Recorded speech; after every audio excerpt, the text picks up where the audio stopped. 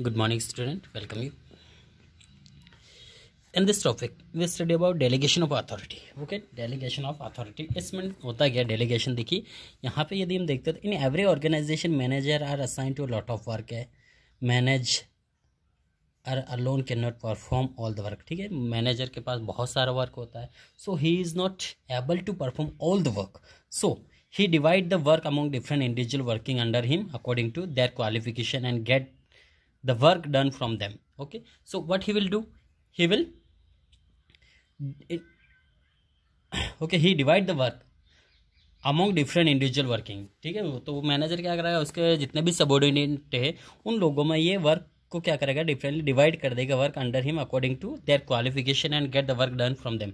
और उनकी qualification ability के अकॉर्डिंग वो वर्क अपने सबऑर्डिनेट को, ठीक है, डिवाइड कर देगा और उनसे वो वर्क करवाएगा. So the manager begin with the sharing of his responsibility. अब मैनेजर यहाँ क्या करता है, अपनी जो रिस्पॉन्सिबिलिटी उसको शेयर करना स्टार्ट कर देता है.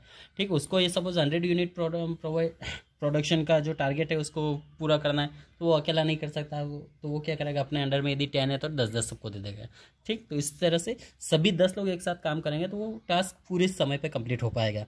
तो अपनी रिस्पॉन्सिबिलिटी शेयर करना स्टार्ट कर देता है विथ हिज सबऑर्डिनेट. जो सबऑर्डिनेट मीन्स जो उसके अंडर में काम कर रहे हैं उनको ही deliberate pass some of his responsibility to his subordinate. वो अपनी जो जितने भी रिस्पॉन्सिबिलिटी वो अपने सबऑर्डिनेट को पास कर देता है. So after passing the responsibility the manager also share some of his authority.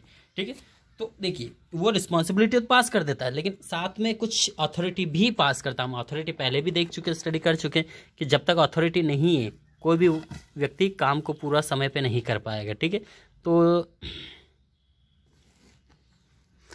आप यदि रिस्पॉन्सिबिलिटी दे रहे हैं तो साथ में उसको कुछ अथॉरिटी भी देना पड़ेगी, तभी काम पूरा समय पे हो पाएगा, अदरवाइज नहीं होगा. ठीक है, सो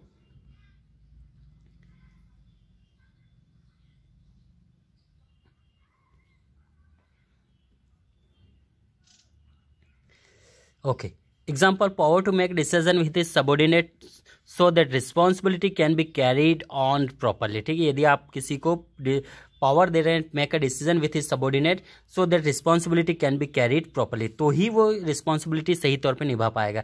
आपने उसको पावर या अथॉरिटी कुछ नहीं दिया, सिर्फ जिम्मेदारी दे दी, तो शायद वो काम पूरा नहीं कर पाएगा. हम पहले भी एक एग्जांपल देख चुके हैं. ठीक है, यदि आपके पास रिस्पॉन्सिबिलिटी है और अथॉरिटी नहीं है, सपोज रॉ मटेरियल फिनिश हो गया और आपके पास अथॉरिटी नहीं कि रॉ मटेरियल फिनिश परचेज करना, so what you will do. ठीक, तो हमारा टास्क पूरा नहीं हो पाएगा, इसलिए रिस्पॉन्सिबिलिटी के साथ कुछ अथॉरिटी भी देना पड़ेगी. Okay, to make sure that his subordinate perform all the work effective and efficiency in the expect manner of the manager create accountability and his whole process is known as the delegation. और यही कहलाती delegation. ठीक है, so delegation can be defined as a process of entrusting responsibility. देखिए यहाँ पे define किए जा रही है a process of entrusting responsibility and authority to the subordinate. ठीक है, एक इंटरेस्टिंग पूरी, ठीक है, जो भी इंटरेस्ट है पूरा responsibility and authority to the subordinate and create accountability on those employ.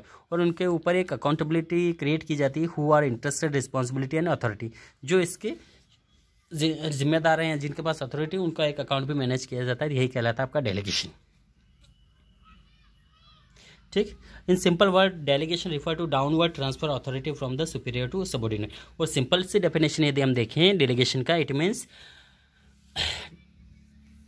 downward transfer of authority. Okay, whatever you have authority you transfer by you to your subordinate is called delegation. Okay, now principle of subordinate and accountability. देखिए यहाँ पे जो principal हम देखेंगे, delegation is very important process to carry on the work systematically. देखिए delegation बहुत ही important है.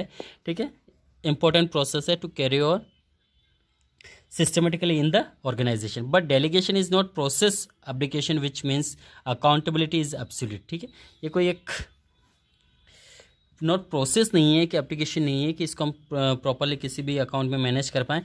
It can never be पास और डेलीगेट. ठीक है, ये पास नहीं की जा सकती, नहीं डेलीगेट की जा सकती. After creating accountability on subordinate, यदि हम अकाउंटेबिलिटी क्रिएट करते हैं subordinate on subordinate, so the superior superior also remain accountable, superior भी अकाउंटेबल होना चाहिए। ऐसा नहीं कि हमने सबॉर्डिनेट को दिया तो वहाँ सिर्फ अकाउंट रखेंगे, अपना कोई नहीं, हमें अपना भी अकाउंट मैनेज करना पड़ेगा। ठीक है।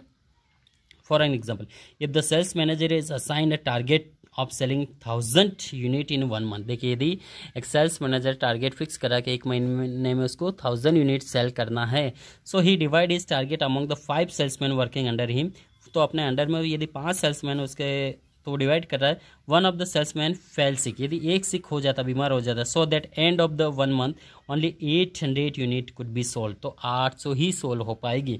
इन such situation the accountability lies with the manager although he has delegate और pass this target to his subordinate. ठीक, तो इसके यदि मंथ में यदि फिर लास्ट में 80 यूनिट हो पाएगी, तो इस सिचुएशन में क्या करेगा, accountability lies with the manager, जो मैनेजर के अंडर में है, ऑल्दो ही हैज़ डेलीगेट और pass this target to his subordinate, वो अपने जो अदर सबऑर्डिनेट उसको पास कर सकता है, बट बाय पासिंग डेलीगेशन और responsibility he can not get rid of accountability, वो उससे छुटकारा नहीं छुड़ा सकता अपने अकाउंटेबिलिटी से। So he should have check in between the supervise from time to time whether the work is going the right direction और नॉट टेकन टाइमली एक्शन। ठीक है, तो उसको समय समय पे इसको चेक करना पड़ेगा कि वर्क जो दिया वो सही समय हो रहा है या नहीं हो रहा है, तो सारी रिस्पॉन्सिबिलिटी इसी का रहता है।